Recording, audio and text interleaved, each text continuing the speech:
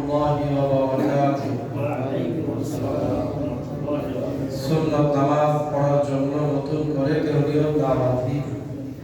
সুন্নত নামাজ পড়ার জন্য ইনশাআল্লাহ পরবর্তীতে সময় দেওয়া হবে। ইন্নাল হামদালিল্লাহ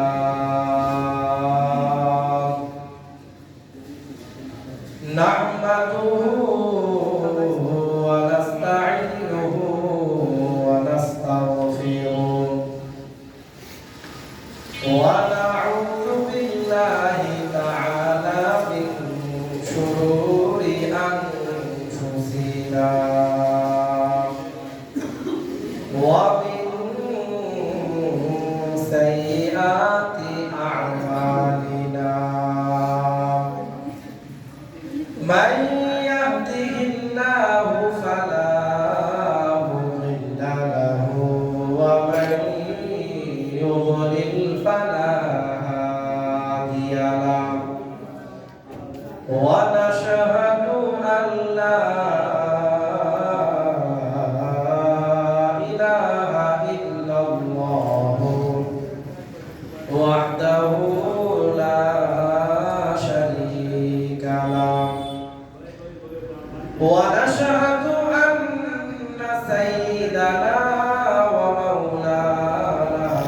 محمدًا عبده ورسوله أما بعد فأعوذ بالله من الشيطان الرجيم بسم الله الرحمن الرحيم সবাই আমার সাথে পড়েন ইযা জাআ নাসরুল্লাহি ওয়াল ফাতহ ওয়া রাআইতান নাসা ইয়াদখুলুনা ফি দীনিল্লাহি আফওয়াজা ফাসাব্বিহ বিহামদি রাব্বিকা ওয়াস্তাগফিরহ إنه كان توابا وقال رسول الله صلى الله عليه وسلم من قتل معاهدا لم يجد رائحة الجنة وإن ريحها توجد من مسيرة 40 عاما أو كما قال عليه الصلاة والسلام بارك الله لنا في القرآن العظيم ونفعنا وإياكم بالآيات والذكر الحكيم সবাই মুহাব্বতের সাথে পড়ি اللهم صل على محمد وعلى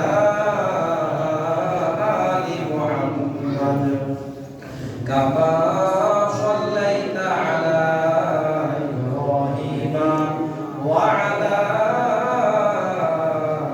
آل إبراهيم إنك حميد مجيد اللهم بارك على محمد وعلى آل محمد كما باركت على إبراهيم وعلى آل إبراهيم إنك حميد مجيد محمد آكر كفر को मिटाया मोहम्मद ने आकर कुफ्र को मिटाया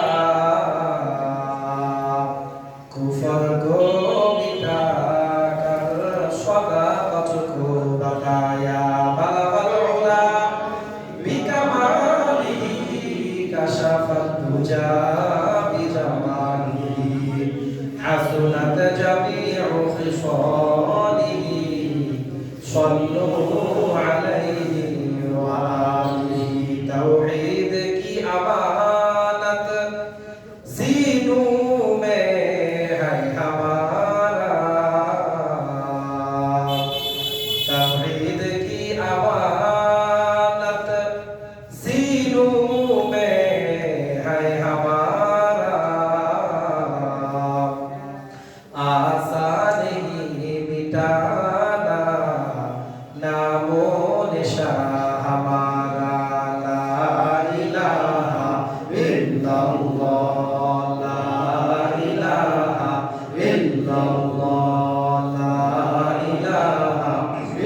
ইল্লাল্লাহ লা ইলাহা ইল্লাল্লাহ লা ইলাহা ইল্লাল্লাহ লা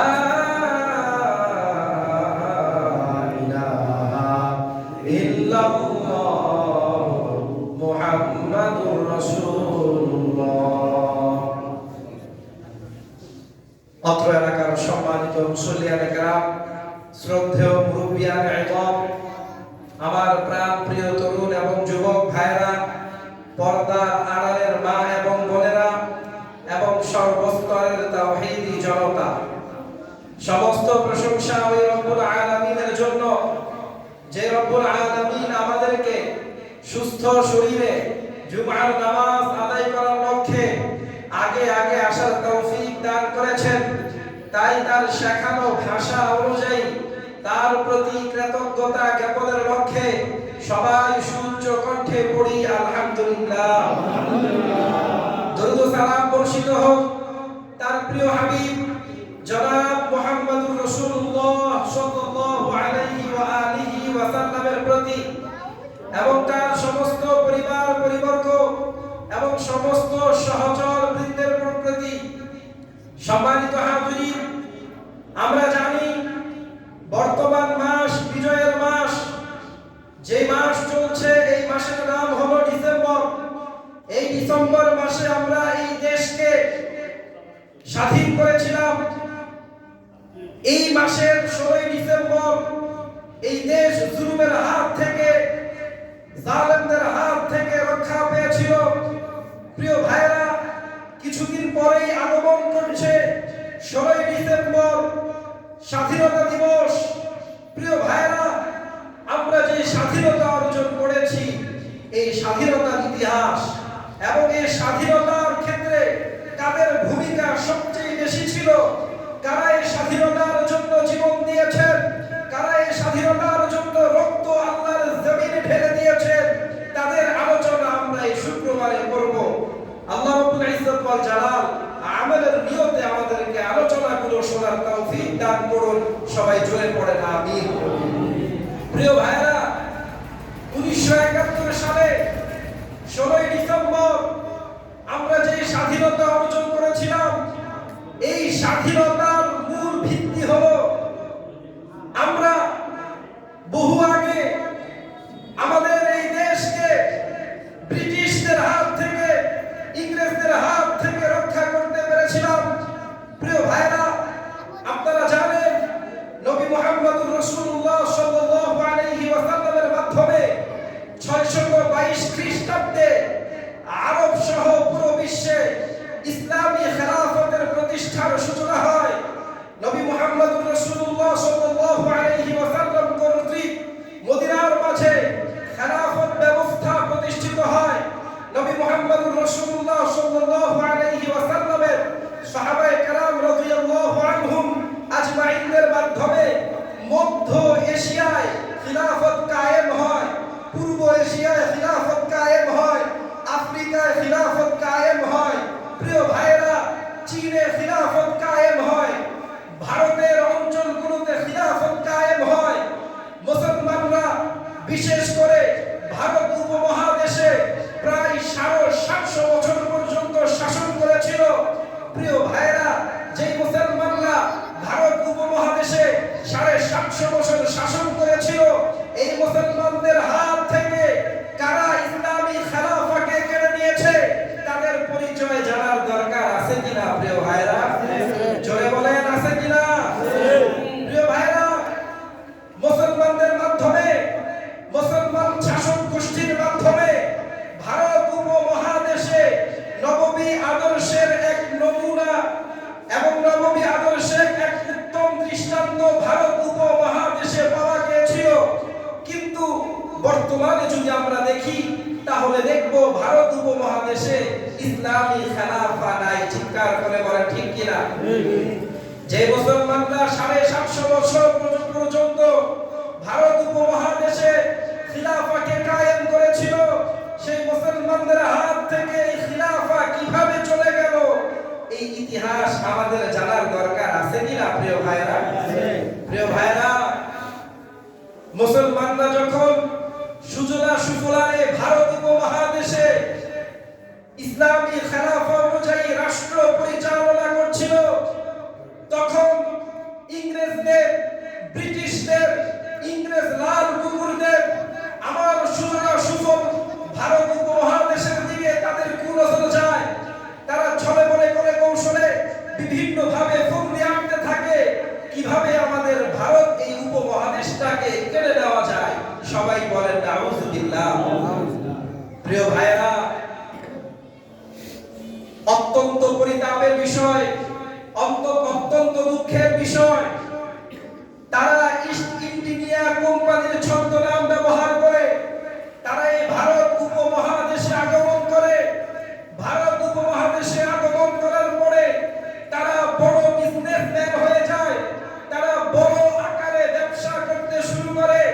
ব্যবসা করতে করতে যখন তাদের অনেক অর্থ উপার্জিত হতে থাকে এবং পুরো বাংলাদেশে তাদের ক্ষমতার বিস্তার হতে থাকে, তখন তারা ভারত উপমহাদেশের রাজনীতিতেও তারা প্রবেশ করে। তারা এই কথা ভালোভাবে বুঝেছিল, যদি আমাদের এই ভারত উপমহাদেশের ক্ষমতা কেড়ে নিতে হয় তাহলে তাদেরকে রাজনীতির ময়দানে অবতীর্ণ হতে হবে, ঠিক কিনা? এজন্য প্রিয় ভাইরা, তারা এই ভারত উপমহাদেশের রাজনীতিতে তারা প্রবেশ করেছে। প্রবেশ করার পরে বিভিন্ন ভাবে তারা এই ভারত উপমহাদেশে তাদের আস্তানাকে মজবুত করার বিভিন্ন পায়তারা করেছে। সেই পায়তারাকে সফল করার জন্য, তারা তাদের ক্ষমতাকে মজবুত করার জন্য 1757 সালে নবাব সিরাজউদ্দৌলাকে পলাশীর প্রান্তরে নির্মমভাবে শহীদ করে। সবাই বলেন নাউজুবিল্লাহ। প্রিয় ভাইরা, আপনারা সবগুলো মনে রাখবেন, 1757 সালে যখন নবাব সিরাজউদ্দৌলা শাহাদাত বরণ করেন, এরপরে মুসলমানরা দিশেহারা হয়ে যায়। ইংরেজরা, ব্রিটিশরা, লাল কুকুররা ভারত উপমহাদেশের ক্ষমতার মসনদ মুসলমানদের হাত থেকে ছিনিয়ে নেয়। মুসলমানদের খেলাফত ব্যবস্থাকে তারা সম্পূর্ণরূপে নিঃশেষ করে দেয়। তৎকালীন সময়ে 1757 সাল থেকে তারা মুসলমানদেরকে গণহারে হত্যা করতে শুরু করে। দিল্লিতে 500 মাদ্রাসা ছিল, 500 মাদ্রাসাকে তারা একেবারে গুড়িয়ে শেষ করে দেয় এবং থানা ভবন সহ বিভিন্ন প্রান্তে ভারত উপমহাদেশের বিভিন্ন স্থানে হাজার হাজার মাদ্রাসা ছিল। তারা হাজার হাজার মাদ্রাসাকে ভেঙে মাটির সাথে গুড়িয়ে দেয়। সবাই বলেন নাউজুবিল্লাহ। প্রিয় ভাইরা, তারা হাজার হাজার আলেমকে ফাঁসির কাষ্ঠে ঝুলিয়ে নির্মমভাবে শহীদ করে। তারা 52,000 আলেমকে শহীদ করেছিল, লাখো লাখো মুসলমানকে জীবন্ত পুড়িয়ে হত্যা করেছিল। প্রিয় ভাইরা, তারা জুলমের এক্সট্রিম রুলার চালাতে শুরু করে। কিন্তু আমাদের এই কথা ভুলে গেলে চলবে না, মুসলমান বীরের জাতি। বলেন কার জাতি? জোরে বলেন কার জাতি? বীরের জাতি। মুসলমান কাউকে ভয় পায় না। জোরে বলেন, মুসলমান কাউকে ভয় পায় না। মুসলমান কাউকে ভয় পায় না। মুসলমান কাফেরদের সামনে মাথা নত করতে রাজি না। চিৎকার করে বলেন ঠিক কিনা?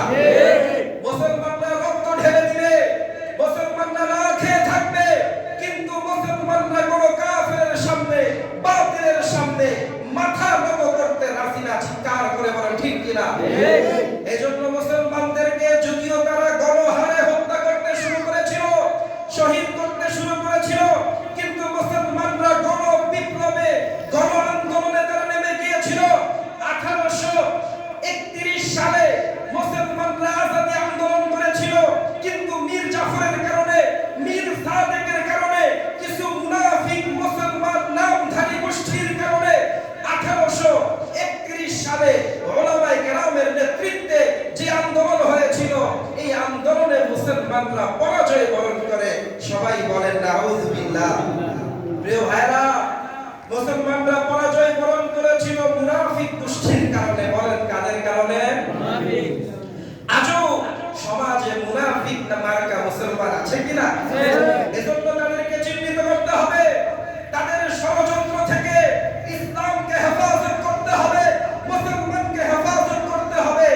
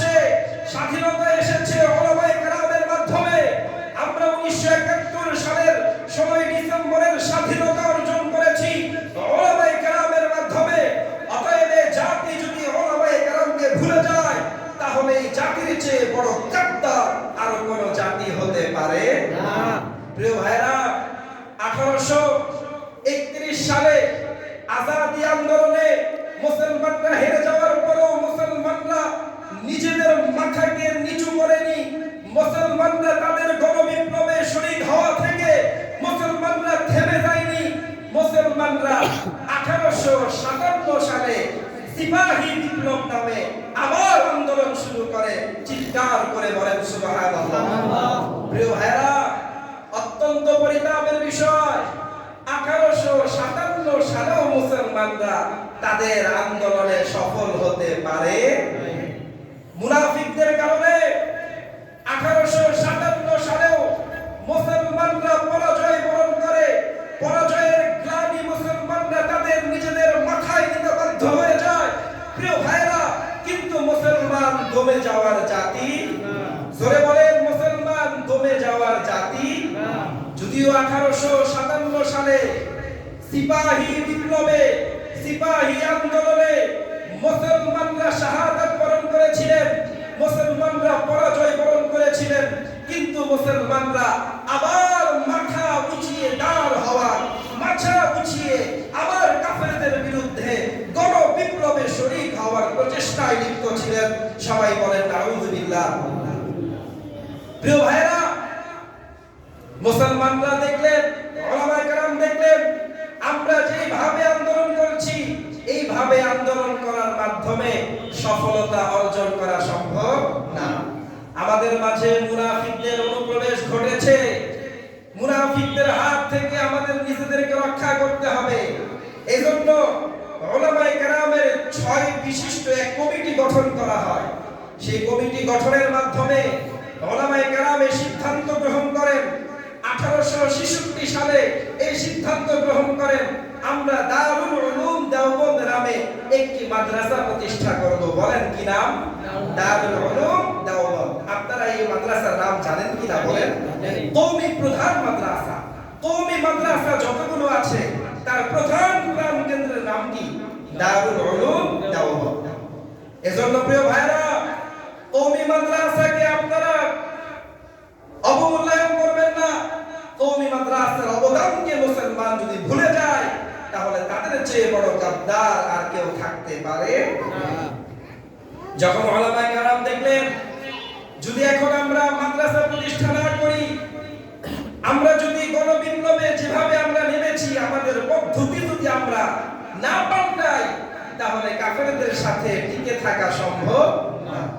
তারা অন্য এক কৌশল অবলম্বন করলেন। 1866 সালে তারা দারুল উলুম দেওবন্দ ভারতে প্রতিষ্ঠা করলেন। দারুল উলুম দেওবন্দ প্রতিষ্ঠা করার পরে তারা নীরব আন্দোলন শুরু করলেন। ওই দারুল উলুম দেওবন্দে মুসলমানদেরকে ইসলামী তাহযীব তামাদ্দুন শিক্ষা দিতে লাগলেন, কিন্তু প্রকাশ্যে ফিল্ডে এসে, মাঠে এসে তারা গণ বিপ্লব আর গণ আন্দোলন করা থেকে বিরত থাকলেন। 1866 সাল থেকে দীর্ঘ অনেক বছর মুসলমানরা তেমন উল্লেখযোগ্য কোন আন্দোলনে ঝাঁপিয়ে পড়েনি।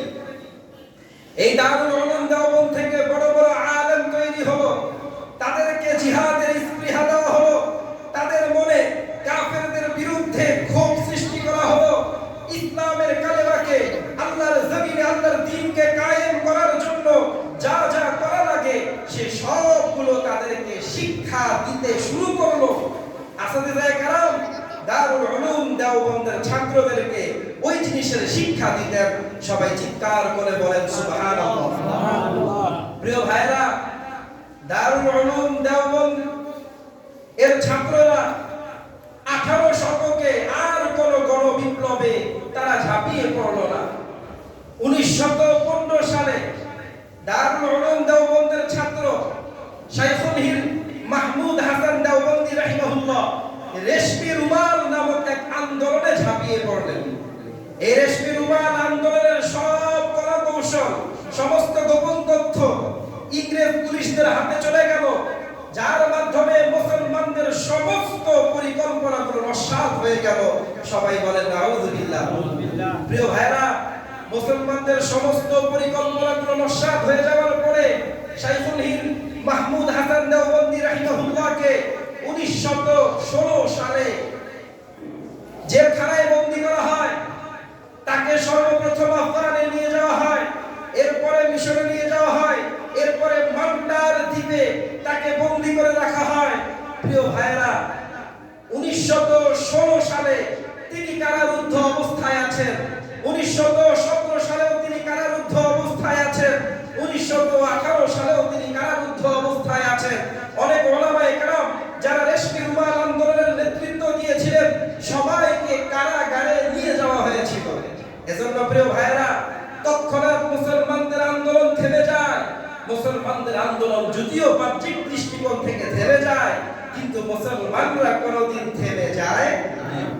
প্রিয় ভাইরা, হয়তো তৎক্ষণাৎ পরিস্থিতি হিসাবে ফিল্ডে নেমে কাজ করা মুসলমানদের পক্ষে সম্ভব হয়নি, কিন্তু মুসলমানরা প্রকৃত অর্থে তারা নিজেদের হাতকে গুটিয়ে বসে থাকে। ওই দারুল উলুম দেওবন্দের আরেকজন ছাত্র, যার নাম হলো শাইখুল ইসলাম হুসাইন আহমদ মাদানী রাহিমাহুল্লাহ, সবাই তার নাম শুনেছেন কিনা? জোরে বলেন, শুনেছেন কিনা? এই হুসাইন আহমদ মাদানী রাহিমাহুল্লাহ 1932 সালে আরেকটি আন্দোলন শুরু করেন কংগ্রেসের সাথে মিলে যৌথভাবে। 1932 সালে হুসাইন আহমদ মাদানী ব্রিটিশদের বিরুদ্ধে আরেকটি আন্দোলনের ডাক দেন। ওই আন্দোলনের মাধ্যমে ভারত উপমহাদেশ থেকে ওই ইংরেজরা, ওই লাল কুকুররা, ওই ব্রিটিশরা এই ভারত উপমহাদেশ ছেড়ে পালিয়ে যেতে বাধ্য হয়। সবাই বলেন সুবহানাল্লাহ। প্রিয় ভাইরা, এজন্য উলামায়ে কেরামের ভূমিকাকে ভুলে গেলে চলবে না। উলামায়ে কেরামদেরকে ভুলে গেলে চলবে না। বলেন, উলামায়ে কেরামের অবদানকে ভুলে যাবে? ভুলে যাবেন না। 1932 সালে এই ভারত উপমহাদেশ ইংরেজদের হাত থেকে, লাল কুকুরদের হাত থেকে উলামায়ে কেরামের মাধ্যমেই রক্ষা পেয়েছিল, ঠিক কিনা? প্রিয় ভাইরা, আপনারা ইতিহাস জানেন, বয়োবৃদ্ধ মানুষ আছেন, ইতিহাস নিয়ে পড়াশোনা করার লোক অনেক আছেন। আপনারা জানেন এরপরে 1947 সালে ভারত আর পাকিস্তান বিভক্ত হয়ে যায়। 14 আগস্ট পাকিস্তান বিভক্ত হয়। 1947 সালের 15 আগস্ট ভারত বিভক্ত হয়। এরপরে বাংলাদেশ আর পাকিস্তান একসাথে ছিল, ঠিক না? প্রিয় ভাইরা, 1947 সালের পরে 1970 সালে নির্বাচন হয়। নির্বাচনে পাকিস্তান আমাদের বাঙালিদের উপর জুলুম করে, যার পরিপ্রেক্ষিতে আমরা 1971 সালে গণবিপ্লবের ডাক দিয়েছিলাম। ওই গণবিপ্লবের ডাকের কারণে পরবর্তীতে 1971 সালের 16 ডিসেম্বর এই বাংলাদেশ স্বাধীন হয়, ঠিক কিনা? প্রিয় ভাইরা, আপনারা যদি সূক্ষ্মভাবে ইতিহাসগুলো ভালো করে শুনে থাকেন তাহলে অবশ্যই বুঝতে পেরেছেন 1971 সালের 16 ডিসেম্বরে বাঙালিরা যে স্বাধীনতা অর্জন করেছিল সেই স্বাধীনতার নেতৃত্ব আগ থেকে উলামায়ে কেরাম দিয়েছিলেন। চিৎকার করে বলেন, ঠিক কিনা? এজন্য উলামায়ে কেরামদেরকে দুর্বল ভাবলে চলবে না। উলামায়ে কেরামদেরকে বাঁকা নজরে দেখলে চলবে না। উলামায়ে কেরাম থেকে দূরে সরে গেলে চলবে না। প্রিয় ভাইরা, 1971 সালে এই গণবিপ্লবে অনেক উলামায়ে কেরাম শহীদ হয়েছিলেন, অনেক উলামায়ে কেরাম শাহাদাত বরণ করেছিলেন। 1971 সালে মাওলানা আব্দুল হামিদ ভাসানী যুদ্ধের ডাক দিয়েছিলেন, মাওলানা আতহার আলী যুদ্ধের ডাক দিয়েছিলেন, অনেকেই যুদ্ধের ডাক দিয়েছিলেন। প্রেসিডেন্ট জিয়াউর রহমানকে পটিয়া মাদ্রাসার প্রিন্সিপাল, পটিয়া মাদ্রাসায় আশ্রয় দেওয়ার কারণে পরবর্তীতে পাকিস্তানের হানাদার বাহিনী পটিয়ার প্রিন্সিপালকে নির্মমভাবে শহীদ করেছে। সবাই বলেন নাউযুবিল্লাহ। অনেকে মনে করে 1971 সালের 16 ডিসেম্বরের স্বাধীনতা অর্জন করার পেছনে উলামায়ে কেরামের কোনো ভূমিকা ছিল না। এজন্য বলেন, উলামায়ে কেরামের ভূমিকা ছিল কিনা? প্রিয় ভাইরা, জোরে বলেন, ছিল কিনা? এজন্য উলামায়ে কেরামের ভূমিকাকে ভুলে গেলে চলবে না। আপনারা জানেন 1974 সনে যুক্ত ফ্রন্ট প্রতিষ্ঠা করা হয়। প্রিয় ভাইরা, 1971 সালের পরে আমরা এই বাংলাদেশে বহু আন্দোলন দেখেছি, বহু বিপ্লব দেখেছি, বহু জাগরণ দেখেছি। প্রিয় ভাইরা, যত জাগরণ আপনারা দেখবেন, সমস্ত জাগরণের নেপথ্যে আর পেছনে উলামায়ে কেরামের ভূমিকা ছিল। চিৎকার করে বলেন ঠিক কিনা? এই ইতিহাস বলার মাধ্যমে আমি সবাইকে মূল যে মেসেজটি দিয়েছি সেটা হলো উলামায়ে কেরামের অবদান কেউ কোনোদিন ভুলতে পারবে না। আপনারা অনেকে মনে করেন উলামায়ে কেরামের কাজ হলো শুধু মসজিদে নামাজ পড়া আর নামাজ পড়ানো, খাওয়া আর ঘুমানো। প্রিয় ভাইরা, এই ধারণা ভুল। উলামায়ে কেরাম আগ থেকেই এই দেশের শাসন ক্ষমতায় ছিলেন। যখন শাসন ক্ষমতা চলে গিয়েছিল তখন উলামায়ে কেরাম এই দেশে খিলাফত প্রতিষ্ঠার জন্য কাজ করেছিলেন। চিৎকার করে বলেন ঠিক কিনা? আপনারা এই বাংলাদেশে বিগত দিনে যত আন্দোলন দেখেছিলেন, সমস্ত আন্দোলনে উলামায়ে কেরামের সক্রিয় ভূমিকা ছিল কিনা বলেন? 2024 সালের গণ আন্দোলনেও উলামায়ে কেরামের ভূমিকা ছিল কিনা বলেন? 77 জন মাদ্রাসার ছাত্র, ওস্তাদ, আলেম উলামা শাহাদাত বরণ করেছিলেন। এটা কি উলামায়ে কেরামের ভূমিকার অন্তর্ভুক্ত নয় কি? অবশ্যই ভূমিকার অন্তর্ভুক্ত। এজন্য উলামায়ে কেরামদেরকে বাঁকা চোখে দেখলে চলবে না। উলামায়ে কেরামকে নেতার মতো মনে করতে হবে। বলেন কিসের মতো? জোরে বলেন কিসের মতো? নেতার মতো মনে করতে হবে। প্রিয় ভাইরা, 1971 সালের 16 ডিসেম্বর আমরা স্বাধীনতা অর্জন করেছি। যখন একজন মুসলমান স্বাধীনতা অর্জন করে তখন তার জন্য কি করণীয়, কোরআন হাদিসের আলোকে আমাদের জানার দরকার আছে কিনা বলেন? জোরে বলেন আছে কিনা? প্রিয় ভাইরা, যখন একজন মুসলমান স্বাধীনতা অর্জন করে তখন তার জন্য করণীয় সর্বপ্রথম কাজ হলো রব্বে কারীমের শুকরিয়া আদায় করা। বলেন কার শুকরিয়া আদায় করা? জোরে বলেন কার শুকরিয়া আদায় করা? এজন্য যেই দিন 16 ডিসেম্বর আসবে, কিছুদিন পরেই আসছে, সেই দিন আমরা রব্বে কারীমের শুকরিয়া আদায় করব। রাজি আছি তো ইনশাআল্লাহ? প্রিয় ভাইরা, রব্বে কারীমের কেন শুকরিয়া আদায় করব? কারণ হলো রব্বে কারীম কোরআনের মধ্যে বলেন, লা ইন শাকারতুম লা আযীদান্নাকুম ওয়া লা ইন কাফারতুম ইন্না আযাবি লাশাদীদ। রব্বে কারীম কোরআনের মাঝে সূরা ইব্রাহিমের মাঝে বলেন, ও বান্দারা, তোমরা যদি নিয়ামত পেয়ে শুকরিয়া আদায় করো তাহলে আমি রব তোমাদের নিয়ামতকে বাড়িয়ে দিব। চিৎকার করে বলেন সুবহানাল্লাহ। রব্বে কারীম বলেন, আর যদি তোমরা নিয়ামত পাওয়ার পরে আমার নিয়ামতের শুকরিয়া আদায় না করো তাহলে আমি রব তোমাদের থেকে নিয়ামতকে ছিনিয়ে নিব এবং তোমাদেরকে বিভিন্ন আযাবের মধ্যে গ্রেফতার করব। আচ্ছা বলেন, 1971 সালের আমাদের এই দেশের স্বাধীনতা আমাদের জন্য নিয়ামত কিনা বলেন? জোরে বলেন নিয়ামত কিনা? এই জন্য আমাদের শুকরিয়া আদায় করার দরকার আছে কিনা? আমরা মৌখিকভাবে শুকরিয়া আদায় করব রব্বে কারীমের কাছে। 16 ডিসেম্বরে আমরা শুকরিয়া আদায় করব। এই 16 ডিসেম্বরে আমরা খুব বেশি বেশি পড়ব আলহামদুলিল্লাহ। বলেন কি পড়ব? আলহামদুলিল্লাহ, আলহামদুলিল্লাহ, আলহামদুলিল্লাহ, আলহামদুলিল্লাহ। এই আলহামদুলিল্লাহ বেশি বেশি পড়ব। আর কি করব? শুকরিয়ার নামাজ পড়ব। বলেন কি করব? সালাতুশ শুকর আদায় করব, শুকরিয়ার নামাজ আদায় করব। বুখারী শরীফের মাঝে এসেছে, হযরত উম্মে হানি রাদিয়াল্লাহু আনহা হতে বর্ণিত, তিনি বলেন, আন্নান নবী সাল্লাল্লাহু আলাইহি ওয়াসাল্লাম সাল্লা 8 রাকাআত ইয়াউমা ফাতহি মক্কা।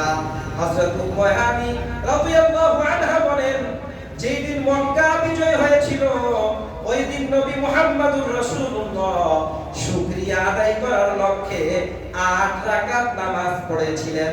চিৎকার করে বলেন সুবহানাল্লাহ।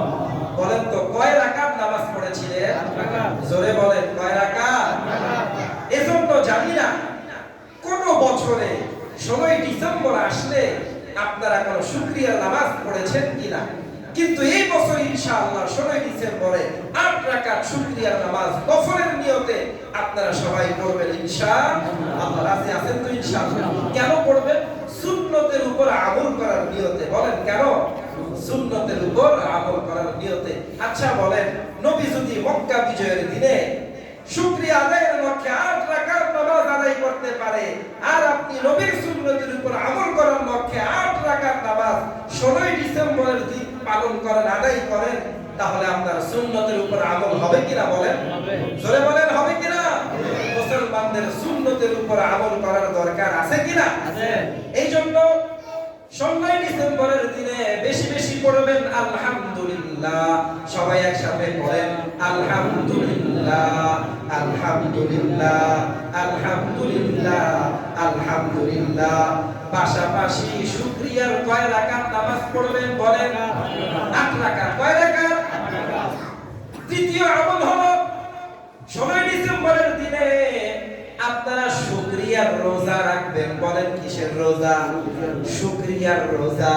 প্রিয় মুসলমান ভাইরা, 16 ডিসেম্বরের দিনে বিজয় উদযাপন করার লক্ষ্যে অনেকে গান বাজায়, ঠিক কিনা? জোরে বলেন, ঠিক কিনা? অনেকে গান বাজায়, সমস্ত টেলিভিশনের মাঝে গান বাদ্যর আয়োজন শুরু হয়, রাস্তাঘাটে বিজয়ের গান শুরু হয়। বিজয়ের গান হবে না। এই দিনের আমল হলো মুসলমান রোজা রাখার মাধ্যমে শুকরিয়া আদায় করবে। চিৎকার করে বলেন ঠিক কিনা? আপনারা বলবেন হুজুর দলিল কি? শুকরিয়া আদায়ের জন্য যে রোজা রাখা লাগে, দলিল কি? বুখারী শরীফের দলিল হযরতে আব্দুল্লাহ ইবনে আব্বাস থেকে বর্ণিত। হযরত আব্দুল্লাহ ইবনে আব্বাস বলেন, কাদিমান নবী সাল্লাল্লাহু আলাইহি ওয়াসাল্লাম আল মদিনা। আমার নবী, আপনার নবী, কুল কায়নাতের নবী, নবী মুহাম্মদুর রাসূলুল্লাহ সাল্লাল্লাহু আলাইহি ওয়াসাল্লাম মদিনায় আগমন করলেন। বলেন কোথায় আগমন করলেন? মদিনায়। কোথায়? নবী মুহাম্মদুর রাসূলুল্লাহ মদিনায় আগমন করার পরে রাআল ইয়াহুদা, ইহুদিদেরকে দেখলেন ইয়াসুমু ইয়াউমা আশুরা। আশুরার দিনে ইহুদিরা রোজা রাখে। কোন দিনে বলেন? আশুরার দিনে। আশুরার দিন বুঝে মুহররমের 10 তারিখে ইহুদিরা রোজা রাখে। নবী মুহাম্মদুর রাসূলুল্লাহ ইহুদিদেরকে দেখলেন আশুরার দিনে তথা মুহররমের 10 তারিখে রোজা রাখেন। নবী মুহাম্মদুর রাসূলুল্লাহ ইহুদিদেরকে জিজ্ঞাসা করলেন, মা হাযানিল ইয়াওমান, এই 2 দিন কিসের দিন? কেন তোমরা এই 2 দিনে রোজা রাখো? তখন ইহুদিরা বলল, আমরা এই 2 দিনে রোজা রাখি কারণ হলো আনজাল্লাহু মূসা ওয়া কওমাহু মিন ফিরআউন। কারণ হলো আল্লাহ রাব্বুল ইজ্জত ওয়াল জালাল এই দিনে ফিরআউন এবং তার লশকরের হাত থেকে মুসলমানদেরকে রক্ষা করেছিলেন। এইজন্য আমরা শুকরিয়া তার এই দিনে রোজা রাখি। তখন নবী মুহাম্মদুর রাসূলুল্লাহ বললেন, আনা আহাত্তু বিমূসা মিনকুম, আমি আমার ভাই মূসার জন্য তোমাদের চেয়েও রোজা রাখার অধিক হকদার। চিৎকার করে বলেন সুবহানাল্লাহ। ফাসামান নবিয়্যু, এরপর থেকে নবী ওই দিনে রোজা রাখতে শুরু করলেন। ওয়া আমারা বিসিয়ামিহি, এবং সাহাবায়ে কেরাম রাদিয়াল্লাহু আনহুমকে ওই দিনে রোজা রাখতে নির্দেশ দিলেন। চিৎকার করে বলেন সুবহানাল্লাহ। প্রিয় ভাইরা, আমরা বুঝতে পারলাম শুকরিয়া তার রোজা রাখা যায়। জোরে বলেন, শুকরিয়া তার কি রাখা যায়? রোজা রাখা যায়। নবী রেখেছে হযরত মূসার জন্য। এজন্য আমাদের এই 16 ডিসেম্বরের স্বাধীনতা অর্জনের কারণে আমরাও শুকরিয়া আদায় করার লক্ষ্যে এই দিনে রোজা রাখার চেষ্টা করব ইনশাআল্লাহ। এই রোজা হবে নফল রোজা। বলেন কিসের রোজা? নফল রোজা। এই রোজা কোন ফরজ রোজা না। এই রোজা কোন ওয়াজিব রোজা না। এই রোজা হবে নফল রোজা। নফল রোজার নিয়তে আমরা শুকরিয়া আদায়ের লক্ষ্যে রোজা রাখার চেষ্টা করব ইনশাআল্লাহ। রাজি আছেন তো ইনশাআল্লাহ? প্রিয় ভাইরা, এই 16 ডিসেম্বরে আমাদের জন্য করণীয় আরেকটা আমলের কথা বলবো কিনা? করণীয় আরেকটা আমল হলো আমরা এই 16 ডিসেম্বরের দিনে বেশি বেশি সুবহানাল্লাহ পড়ব, তাসবিহ পাঠ করব এবং ইস্তিগফার পাঠ করব। আমরা এই 16 ডিসেম্বরের দিনে বেশি বেশি পড়ব সুবহানাল্লাহ। সবাই আমার সাথে পড়েন সুবহানাল্লাহ, সুবহানাল্লাহ, সুবহানাল্লাহ, সুবহানাল্লাহ, সুবহানাল্লাহ, সুবহানাল্লাহ, সুবহানাল্লাহ। এই দিনে আমরা বেশি বেশি পড়ব আস্তাগফিরুল্লাহ, আস্তাগফিরুল্লাহ, আস্তাগফিরুল্লাহ, আস্তাগফিরুল্লাহ, আস্তাগফিরুল্লাহ, আস্তাগফিরুল্লাহ। আপনারা বলবেন হুজুর বিজয়ের দিনে বেশি বেশি তাসবিহ পাঠ করা লাগে, বিজয়ের দিনে বেশি বেশি আস্তাগফিরুল্লাহ পড়া লাগে, এর দলিল কি? আমি বলবো ভাই টেনশন নাই, এর দলিল কোরআনে মাজিদের মধ্যে বিদ্যমান। চিৎকার করে বলেন সুবহানাল্লাহ। সূরা নাসর, সূরার নাম কি বলেন? সূরাতুন নাসর। কোরআন শরীফের 30 নম্বর পারার শেষের ভাগে একটি সূরা রয়েছে, খুব ছোট্ট সূরা, 2 লাইন বিশিষ্ট একটি সূরা। আমরা অনেকে পারি না? এই সূরার মধ্যে আল্লাহ বলেন, সবাই আমার সাথে পড়েন, বিসমিল্লাহির রহমানির রহিম। ইযা জাআ নাসরুল্লাহি ওয়াল ফাতহ। আল্লাহ কোরআনের মধ্যে বলেন, যখন আল্লাহর সাহায্য এবং বিজয় আসবে, ওয়া রাআইতান নাসা ইয়াদখুলুনা ফি দীনিল্লাহি আফওয়াজা। এবং হে নবী, আপনি মানুষদেরকে দেখবেন তারা দলে দলে ইসলাম ধর্মে প্রবেশ করেছে। আল্লাহু আকবার। প্রিয় ভাইরা, রব্বে কারীম সূরাতুন নাসরের মধ্যে বলেন, হে নবী, যখন আল্লাহর সাহায্য এবং বিজয় আসবে, কয় জিনিস বলেন? 2 জিনিস, আল্লাহর সাহায্য এবং বিজয়। আচ্ছা বলেন, 16 ডিসেম্বরের স্বাধীনতার মাঝে আল্লাহর সাহায্য আছে কিনা বলেন? জোরে বলেন, আছে কিনা? আল্লাহর সাহায্য আছে কিনা? আল্লাহ বিজয় দান করেছেন কিনা? আল্লাহ এর পরের আয়াতে বলেন, যখন আপনি মানুষদেরকে দেখবেন ইসলাম ধর্মে দলে দলে দীক্ষিত হচ্ছে। কোন ধর্মে? ইসলাম ধর্মে দলে দলে দীক্ষিত হচ্ছে। স্বাধীনতার পরে এই বাংলার বহু হিন্দু মুসলমান হয়েছে কিনা বলেন? হয়নি? অনেক মুসলমান হয়েছে, অনেক হিন্দু মুসলমান হয়েছে। বর্তমানেও বহু হিন্দু মুসলমান হচ্ছে কিনা বলেন? হচ্ছে। এবং পাশাপাশি আমরা দেখতে পাই স্বাধীনতার পরে মুসলমানরা স্বাধীনভাবে তাদের সমস্ত ইসলামী কর্মকাণ্ড পরিচালিত করতে পারছে। ঠিক কিনা বলেন? ঠিক কিনা? একটা স্বাধীন দেশে আপনি একটি অনুষ্ঠান করবেন, ধর্মীয় অনুষ্ঠান, ওই ধর্মীয় অনুষ্ঠানের জন্য ওই পরিমাণ পারমিশন লাগে না।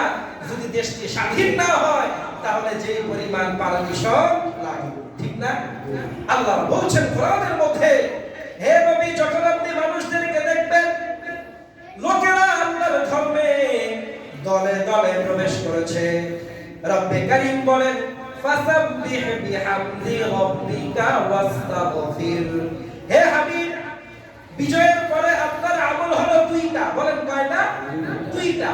প্রথম আমল হলো আপনি রবের তাসবিহ পাঠ করবেন, আপনি বেশি বেশি পড়বেন সুবহানাল্লাহ।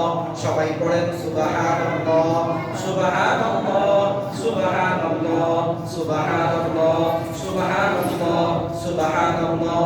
দ্বিতীয় আমল হলো ওয়াস্তাগফিরহু, বেশি বেশি পড়বেন আস্তাগফিরুল্লাহ, আস্তাগফিরুল্লাহ, আস্তাগফিরুল্লাহ, আস্তাগফিরুল্লাহ, আস্তাগফিরুল্লাহ, আস্তাগফিরুল্লাহ।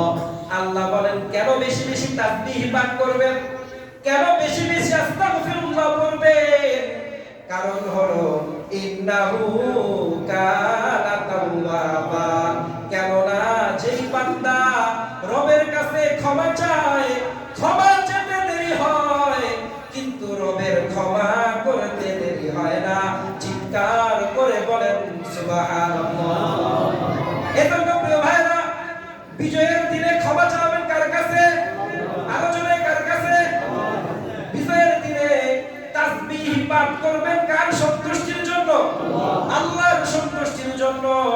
এই জন্য বিজয়ের দিনে বেশি বেশি পড়বেন সুবহানাল্লাহ সুবহানাল্লাহ সুবহানাল্লাহ সুবহানাল্লাহ, বেশি বেশি পাঠ করবেন আস্তাগফিরুল্লাহ আস্তাগফিরুল্লাহ আস্তাগফিরুল্লাহ আস্তাগফিরুল্লাহ। রাজি আছেন তো ইনশাআল্লাহ? প্রথম আমল কি বলেন তো? শুকরিয়া আদায় করবেন। কি আদায় করবেন? শুকরিয়া বেশি বেশি পড়বেন আলহামদুলিল্লাহ আলহামদুলিল্লাহ আলহামদুলিল্লাহ। দ্বিতীয় আমল কি করবেন? সালাত ও শুকর আদায় করবেন। কয় রাকাত? 8 রাকাত। জোরে বলেন কয় রাকাত? তৃতীয় আমল শুকরিয়া রোজা রাখবেন। কি রাখবেন? শুকরিয়া রোজা রাখবেন। 4 নম্বর আমল হলো বেশি বেশি পড়বেন সুবহানাল্লাহ সুবহানাল্লাহ সুবহানাল্লাহ সুবহানাল্লাহ। 5 নম্বর আমল হলো বেশি বেশি পড়বেন আস্তাগফিরুল্লাহ আস্তাগফিরুল্লাহ আস্তাগফিরুল্লাহ। 6ষ্ঠ আমল শুনেন, 16 ডিসেম্বরের দিনে ষষ্ঠ আমল করবেন, কারো উপর জুলুম করবেন না। বলেন কি করবেন না? কারো উপর জুলুম করবেন না। নিয়ত করবেন আর কোনদিন কারো উপর জুলুম করব না। রাজি আছেন নাকি বলেন? রাজি আছেন তো ইনশাআল্লাহ? জোরে বলেন রাজি আছেন তো ইনশাআল্লাহ? 16 ডিসেম্বরের দিন নিয়ত করবেন ইনশাআল্লাহ জিন্দেগিতে আর কারো উপর জুলুম করব না, পৃথিবীতে কোনো বিপর্যয় সৃষ্টি করব না। কারণ আল্লাহ কোরআনের মধ্যে বলছেন তিলকাদ দারুল আখিরাতু নাজআলুহা লিল্লাযিনা লা ইউরিদুনা উলুওয়ান ফিল আরদি ওয়ালা ফাসাদা। আল্লাহ কোরআনের মধ্যে বলছেন পরকাল তাদের জন্যই যারা এই পৃথিবীতে ফিতনা ফাসাদের কোনো ইচ্ছা করে না, যারা এই পৃথিবীতে কারোর উপর জুলুম করে না। বলেন কয় কাজ? 2 কাজ। বলেন কয় কাজ? 2 কাজ। প্রথম হলো পরকাল তারাই পাবে যারা পৃথিবীতে ফিতনা ফাসাদ সৃষ্টি করবে না। বলেন কি সৃষ্টি করবে না? ফিতনা ফাসাদ। ফিতনা ফাসাদ বুঝেন? কোন ঝগড়া সমাজের মধ্যে সৃষ্টি করবে না, মারামারি হানাহানি সমাজের মাঝে সৃষ্টি করবে না, গ্রুপিং সমাজের মাঝে করবে না, অন্যায় ভাবে কারোর উপরে জুলুম করে পরিবেশকে অশান্ত করবে না, কারোর উপর আঘাত করবে না, কারোর মনে কষ্ট দিবে না। প্রিয় ভাইরা, যখন বিজয়ের দিন আসবে, 16 ডিসেম্বর আসবে, তখন আমাদের প্রত্যয় গ্রহণ করতে হবে এই জমিনে, এই দেশে আমরা কোনো বিশৃঙ্খলা চাই না। আমরা কারোর উপর জুলুম করতে, অবিচার করতে, অন্যায় ভাবে তাকে আঘাত করতে রাজি না। বলেন 16 ডিসেম্বরের দিনে এই নিয়ত করতে পারবেন তো ইনশাআল্লাহ?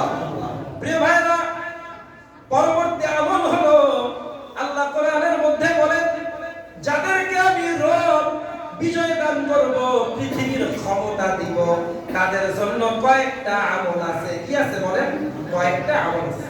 কোরআনের মধ্যে আল্লাহ চমৎকার ভাবে বলেন আল্লাযীনা ইম্মাক্কান্নাহুম ফিল আরদি, যাদেরকে আমি এই জমিনের ক্ষমতা দিয়েছি, স্বাধীনতা দিয়েছি, তাদের জন্য প্রথম আমল হলো আকামুস সালাতা, তারা নামাজ কায়েম করবে।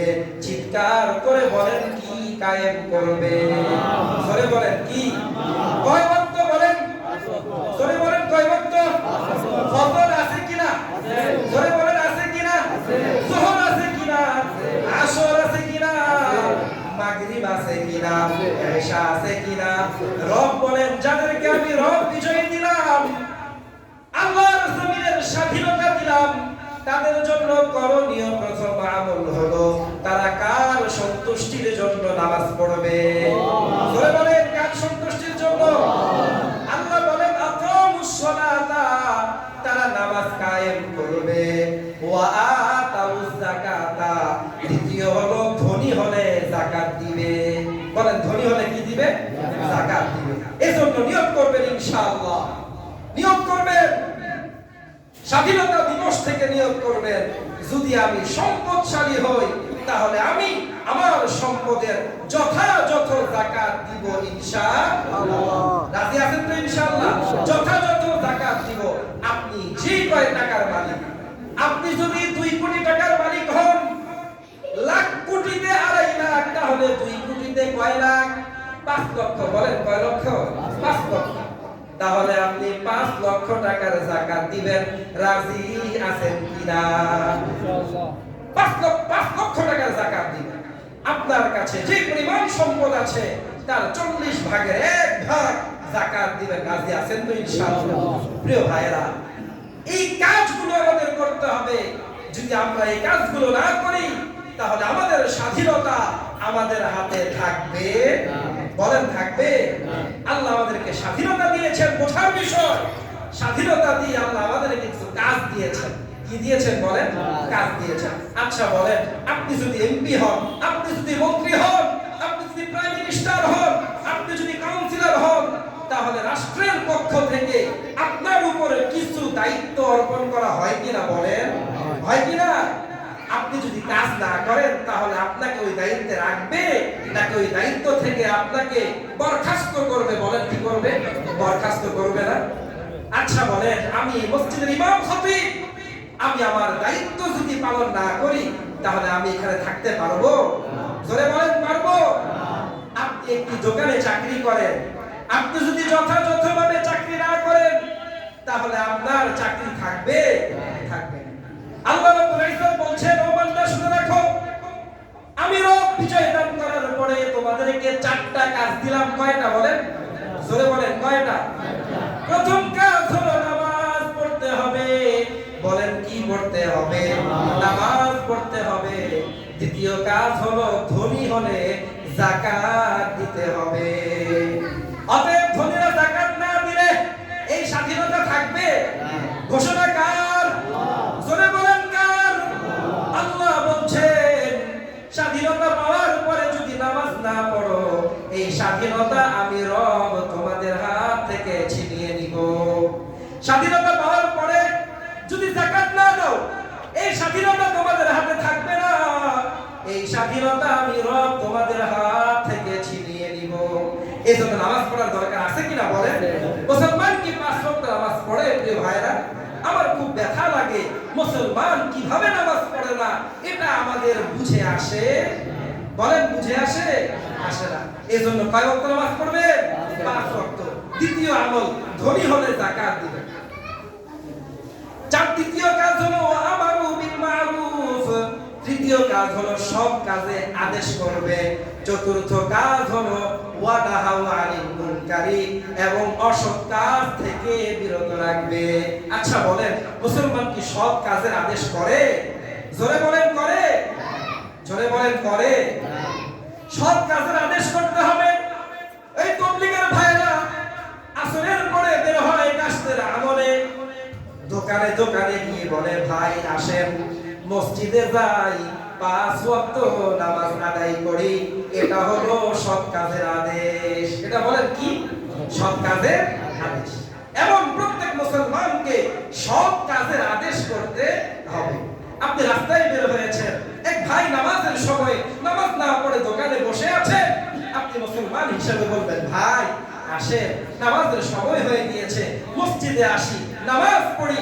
প্রিয় ভাইরা, আমরা যদি এই আমল না করি, কোরআন মিথ্যা হতে পারে না। কোরআন বলছে, রব বলছেন, তোমরা যদি সব কাজের আদেশ না দাও তাহলে আমি রব তোমাদের থেকে এই ক্ষমতা, এই স্বাধীনতা, এই বিজয়কে ছিনিয়ে নিব। চিৎকার করে বলে ঠিক কিনা? এজন্য নামাজের দাওয়াত দিতে হবে কিনা বলেন? জোরে বলেন হবে কিনা? আচ্ছা বলেন তো, এই এলাকায় যতগুলো দোকান আছে, প্রত্যেকটা দোকানের সামনে দিয়ে যখন মুসল্লিরা আসে, তখন যদি দোকানদার ভাইকে মহব্বতের সাথে বলে, ভাই আসেন আমরা নামাজে যাই, সবাই যদি বলেন, একজনের পর একজন বলতে থাকে, একজনের পর একজন মহব্বতের সাথে বলতে থাকে, ওই দোকানদারের দিলকে পরিবর্তন করে দিবেন কে? আল্লাহ। বলেন কে? আল্লাহ। আপনি যখন আসছেন, দেখছেন আপনার কর্মচারীরা নামাজ পড়ে না, তখন আপনি যদি বলেন, চলো আমার সাথে নামাজে আসো, কর্মচারীদের দিল পরিবর্তন করে দিবেন কে? আল্লাহ। বলেন কে? আল্লাহ। এই জন্য দাওয়াত দিতে হবে। রাজি আছেন তো ইনশাআল্লাহ? দাওয়াত দিবেন। যদি দাওয়াত না দেন, এই ক্ষমতার মুসলমানদের হাতে, এই স্বাধীনতা, এই বিজয়, সাহায্য মুসলমানদের হাতে আর থাকবে না। যখন অশ্লীল কাজ হয় তখন বাধা দিতে হবে। বলেন কি দিতে হবে? বাধা দিতে হবে মহব্বতের সাথে। কিসের সাথে বলেন? মহব্বতের সাথে। আপনি দেখলেন একজন মানুষ দোকানে জোরে গান ছেড়ে বসে আছে, আপনি যদি তাকে গিয়ে দুইটা থাপ্পড় দেন, তাহলে হিতের বিপরীতে, ভালোর বিপরীতে অকল্যাণ হবে, ঠিক কিনা? অকল্যাণ হবে না? আপনি যদি তাকে গিয়ে দুটি থাপ্পড় দেন, তাহলে সে নামাজে আসবে? সে আপনার প্রতি রাগান্বিত হবে। এই জন্য আমরা অন্যায় কাজ থেকে বাধা দিব মহব্বতের সাথে। বলেন কিসের সাথে? মহব্বতের সাথে। একজন ভাই দোকানে বসে জোরে জোরে গান শুনছেন, আপনি তার পাশে বসবেন, মাথায় হাত বুলাবেন, বুলিয়ে বুঝিয়ে বলবেন, ভাই আপনি গান শুনছেন, আপনি গান শোনার কারণে আপনারও গুনাহ হচ্ছে, আপনার আশেপাশে যারা আছে সবার গুনাহ হচ্ছে। আপনি সবার গুনাহের ভাগ কি নিতে পারবেন? কাল কিয়ামতের দিনে আপনি তাদের গুনাহের ভাগ কি নিতে পারবেন? মহব্বতের সাথে বললে ওই ভাইয়ের দিলটাকে পরিবর্তন করে দিবেন কে? জোরে বলেন কে? কতটুক ভাবে আমরা যদি মহব্বতের সাথে মানুষকে বুঝাই, ভালো কাজের আদেশ দিই, অসৎ কাজ থেকে মানুষকে নিষেধ করি, বান্দার দিনগুলো পরিবর্তন করে দিবেন কে? এজন্য প্রিয় ভাইরা, আমরা যদি এই বিজয়কে ধরে রাখতে চাই, আমরা যদি এই স্বাধীনতাকে ধরে রাখতে চাই, আমরা যদি এই সফলতাকে ধরে রাখতে চাই, তাহলে মুসলমানদের কয় আমল করা লাগবে? বলেন। 4 আমল। কয় আমল?